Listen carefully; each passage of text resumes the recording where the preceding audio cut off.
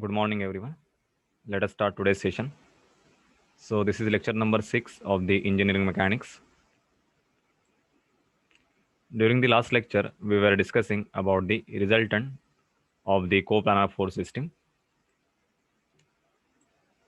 So, resultant by the definition is when a body is subjected to two or more forces, their effect can be replaced by the action of a single force. That single force is called as a resultant. Okay, or we can say resultant force is the net force acting on the body. So here two examples we can observe. In the first example, resultant is 0 because 50 Newton and 50 Newton, they are acting exactly in the opposite direction. So their summation in the x direction, it is equal to 0. In the second diagram, one force is 50 Newton on the positive x side and 18 Newton is negative x side. Okay. So resultant force will be 30 Newton. It will act towards the negative x direction. So this 30 Newton is called as a resultant force.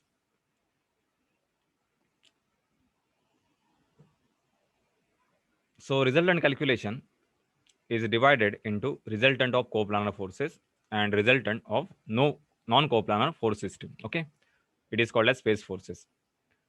So in the resultant of coplanar force system, we have concurrent force system, parallel force system, and the general force system. So today we will discuss how to find out the resultant for the concurrent force system and what are the steps to find out the resultant.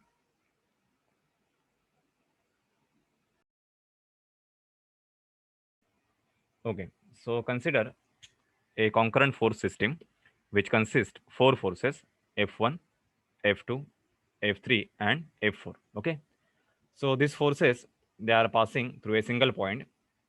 Okay, so this point is origin and we have considered the Cartesian coordinate system. That means all the forces, they are lying either along x or y direction. Okay, so force F1 is acting at theta 1, force F2 it is acting at theta 2, F3 at theta 3 and F4 along the negative y direction.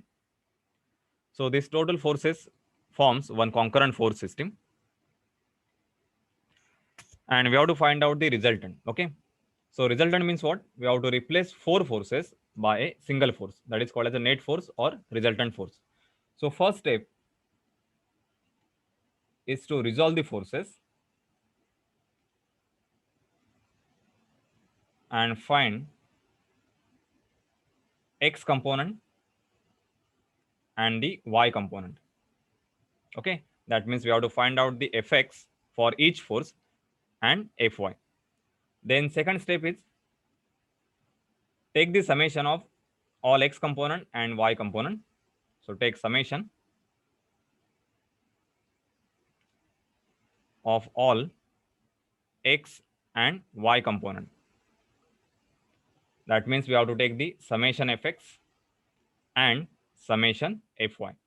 Okay, then third step, use the formula for resultant. R is equal to, it is a square root summation fx square plus summation fy square. Okay, because if you convert this system into a single force, and let us take the single force or net force, it lies in the first quadrant. Okay, just take example. So this is the resultant R, which will replace these four forces. Okay, so resultant will lie in the first quadrant if the x component of resultant, that is Rx, it is towards the positive x direction, and the y component of resultant, that is Ry, it is towards the positive y direction. Okay, so Rx, this value is nothing but the summation of fx. It is called as x component of resultant, and Ry value is nothing but the summation fy. Okay, so by using trigonometry, this Ry is nothing but this opposite side. Suppose this angle is theta, Rx becomes adjacent side. Okay, so this side is nothing but the Ry, that is the y component. Okay, so by using Pythagoras, we can find out this resultant R, which is basically a hypotenuse. So it is R square is equal to Rx square plus Ry square, and therefore we get R is equal to square root Rx square plus Ry square. Okay.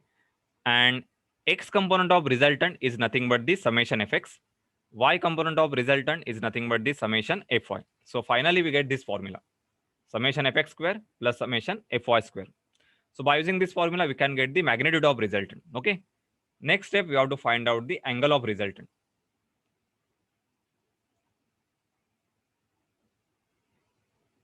So angle of resultant is nothing but the theta. And for theta, formula is tan inverse summation fy divided by summation fx. Okay. So this formula you can find out by using this right angle triangle. This is theta. So you can take the tan theta.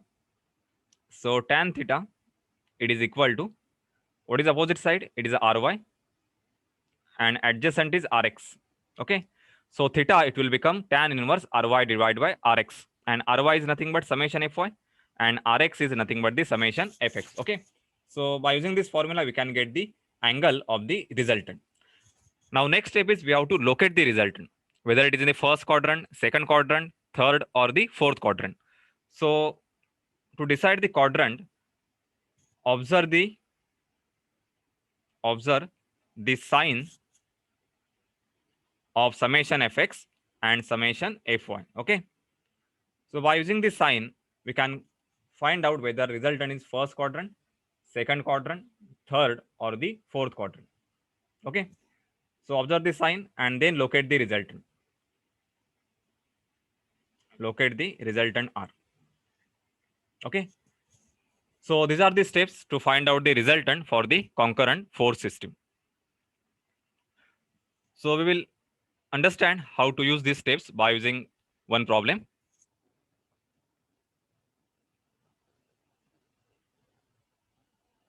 Okay, so you can note it down.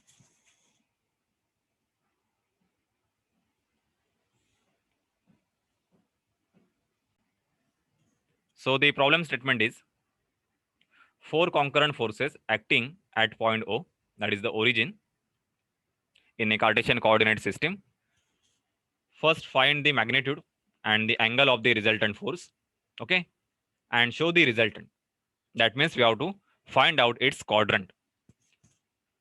So consider this is F1, that is 1500 Newton. This is F2, 1000 Newton. F3 is 750 Newton, and F4 is equal to 500 Newton. Okay. So all these forces, they are passing through a single point. Therefore, it is a concurrent force system. So this is the point of concurrency or the meeting point. Then F1 is acting at 45 degree, F2 at 30 degree, F3 at 60 degree, and F4 at 15 degree with respect to x-axis. So all the angles, they are specified with respect to x-axis only. So first step is to resolve the force. Resolve the forces and find x and y component. Okay. So you can resolve the force along the line of action at any point. Okay. So suppose the point where the force is starting. Okay. So you can resolve force anywhere along this line of action. Effect will remain same. So let us take a point on the line of action and just draw x and y component. So this is x component and this is y component. Okay. So this is equal to F1 cos 45, because this angle is 45, therefore this angle will be 45 degree. And the y component will be F1 sine 45. So similarly, you can resolve the 1000 Newton anywhere along this line of action. So select one point, draw one parallel line to the y-axis, so it is a y component. Draw parallel line to the x-axis, it is the x component. Okay. So this angle is 30 degree, and therefore this angle will be 30 degree. Okay. So x component will be, force is F2, that is 1000 Newton. So it is 1000 cos 30 degree, and y component will be 1000 sine 30. Then resolve F3, that is a 750. So select one point, draw one horizontal line which is parallel to x-axis, draw another vertical line parallel to y-axis. So these are the components. So force is 750. So I will write here 750 cos 60, because this is 60 degree. Therefore, this angle will be 60 degree. And y component is 750 sine 60. Okay. So these are x and y component for the 750 Newton. Then resolve the 1500 Newton. So select one point, draw line parallel to y-axis. So this is a y component. Draw line parallel to x-axis. This is x component. So this is 500 sine 15, and x component is 500 cos 15. Okay, because this angle is 15 degree. Therefore, this angle will be, that is angle of 500 Newton with respect to x-axis. It is 15 degree. Okay. So now we have resolved the forces. So next step is take summation fx and summation fy. That means add all x component and the y component.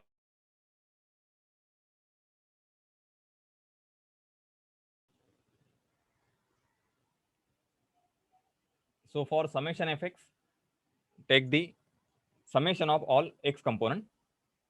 So I will write here summation fx is equal to, now start from the f1. So f1 cos 45, that means 1500 cos 45, and it is acting towards positive x direction. So 1500 cos 45. Second force is in the x direction only, 1000 cos 30, and it is towards negative x direction. So I will write here minus 1000 cos 30. Next component is 750 cos 60. Again, it is on the negative side. So minus 750 cos 60. And last component is 500 cos 15. It is towards positive x direction. So plus 500 cos 15. Okay. So you can solve this in the calculator and get the answer. Then take summation fy. So for fy, observe the y components only. So first y component is f1 sine 45, that is 1000 sine 45. Okay, sorry, 1500 sine 45. So it is 1500 sine 45. Next is 1000 sine 30. So plus 1000 sine 30 minus 750 sine 60. So minus 750 sine 60. And last is minus 500 sine 15. So minus 500 sine 15. Okay. So this is the summation fy. So now solve this and get the answer of summation fx and summation fy. Okay, so you can check the answer. Summation fx is 302.598 Newton and summation fy is 781.73 Newton. Okay. So by this calculation, we have got the positive answer for summation fx and summation fy. So we can represent the direction. Summation fx, it is towards positive x direction, and summation fy, it is towards positive y direction. Okay. So these directions are useful when we decide the quadrant of the resultant. So from this, you can easily identify the quadrant. It is in the first quadrant because both are positive. So now next step, use the formula for resultant. R is equal to square root summation fx square plus summation fy square. Okay. So summation fx square, that is 302.598 square plus 781.73 square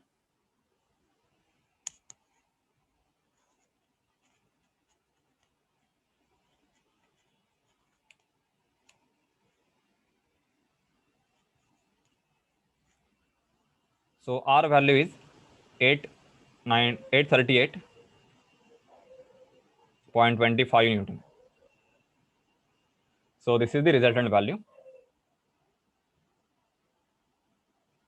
Now fourth step, find out the angle of resultant. So use the formula theta is equal to tan inverse summation fy divided by summation fx. So this is equal to tan inverse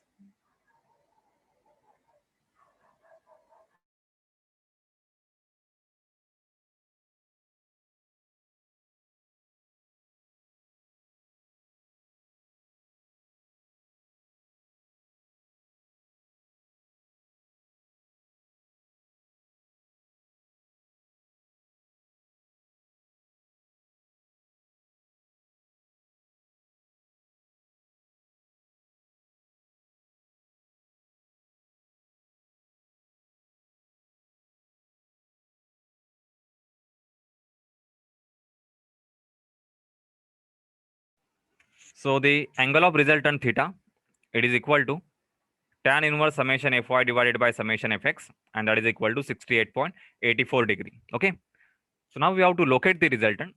So by this summation fx and summation fy, we know the direction or quadrant. So summation fx is nothing but the rx, that is x component of resultant. Okay.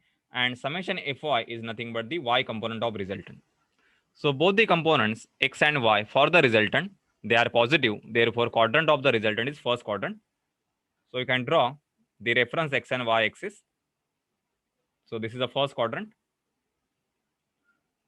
So this is the location of the resultant. So this is r, and the angle with respect to x axis, it is nothing but theta.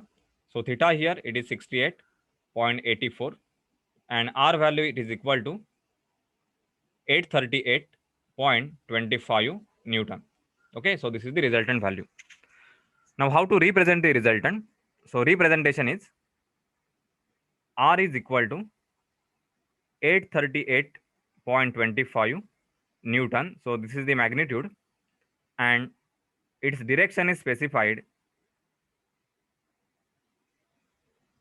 This is the direction. This is theta, and that is equal to 68.84.